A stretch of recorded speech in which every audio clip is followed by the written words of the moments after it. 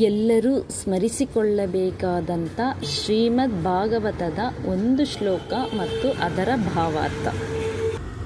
ವಾಸುದೇವ ಪರಾವೇದ ವಾಸುದೇವ ಪರಾಮಖ ವಾಸುದೇವ ಪರಾಯೋಗ ವಾಸುದೇವ ಪರಾಕ್ರಿಯ ವಾಸುದೇವ ಪರಂ ಜ್ಞಾನಂ ವಾಸುದೇವ ಪರಂತಪ ವಾಸುದೇವ ಪರೋರ್ಧರ್ಮ ವಾಸುದೇವ ಪರಾಗತಿ.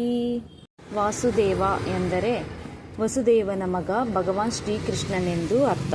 ಇದನ್ನು ಈ ರೀತಿಯೂ ಅರ್ಥ ಮಾಡಿಕೊಳ್ಳಬಹುದು: ಎಲ್ಲ ಜೀವರಾಶಿಗಳ ಹೃದಯದಲ್ಲಿಯೂ ವಾಸ ಮಾಡುವವನು ಎಂದು. ಇವನನ್ನು ತಿಳಿದುಕೊಳ್ಳುವುದೇ ಎಲ್ಲ ವೇದಗಳ ಕೊನೆಯ ಗುರಿ.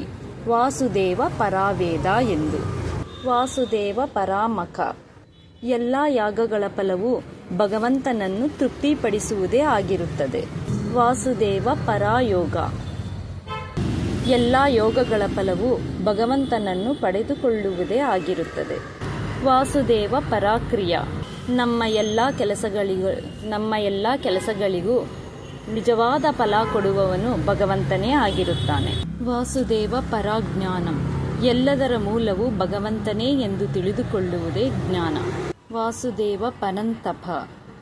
ಎಲ್ಲ ತಪಸ್ಸುಗಳ ಫಲವು ಭಗವಂತನ ಪ್ರೀತಿಗೆ ಪಾತ್ರರಾಗುವುದೇ. ವಾಸುದೇವ ಪರೋರ್ಧರ್ಮ. ಭಗವಂತನಿಗೆ ಭಕ್ತಿ ಸಲ್ಲಿಸುವುದೇ ಎಲ್ಲ ಜೀವರಾಶಿಗಳ ಮುಖ್ಯ ಧರ್ಮವಾಗಿರುತ್ತದೆ. ವಾಸುದೇವ ಪರಾಗತಿ.